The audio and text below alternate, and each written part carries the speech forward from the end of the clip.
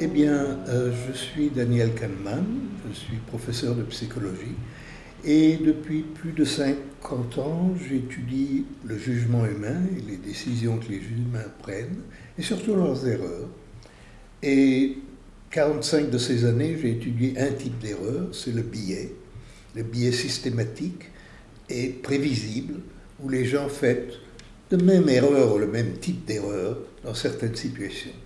Pendant les dernières 5 années, j'ai changé de direction et j'étudie une autre source d'erreur, le bruit.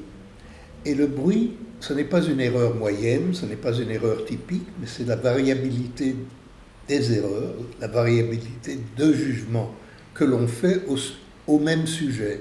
Par exemple, si des juges regardent le même cas, considèrent le même cas, et arrivent à des conclusions différentes pour la peine prévenu, ça c'est du bruit.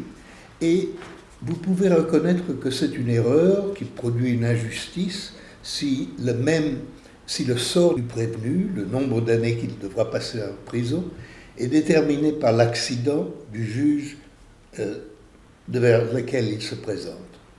Donc ça c'est le bruit. Nous l'avons étudié dans plusieurs situations. Nous l'avons étudié dans la justice, nous l'avons étudié dans les affaires, nous l'avons étudié dans l'ébauchement.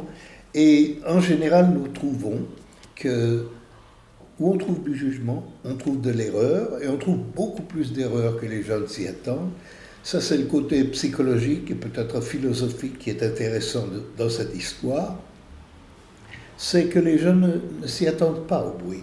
Les gens pensent que les autres partagent la même réalité et voient le monde tel qu'eux ils le voient, tandis qu'en fait, il y a des différences énormes entre individus, et par exemple, les différences entre les juges, pour le même crime, il pourrait y avoir des différences de plusieurs années en prison. Donc, nous avons étudié l'origine du bruit, les origines du bruit, d'où ça vient.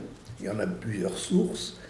Et nous avons aussi étudié qu'est-ce qu'on pourrait faire pour réduire le bruit et améliorer les décisions individuelles que les gens prennent. Et nous avons un concept d'hygiène de la décision, une série de méthodes, une collection de méthodes et de procédés que nous préconisons qui devraient aider les individus et les institutions à arriver à des jugements plus exacts.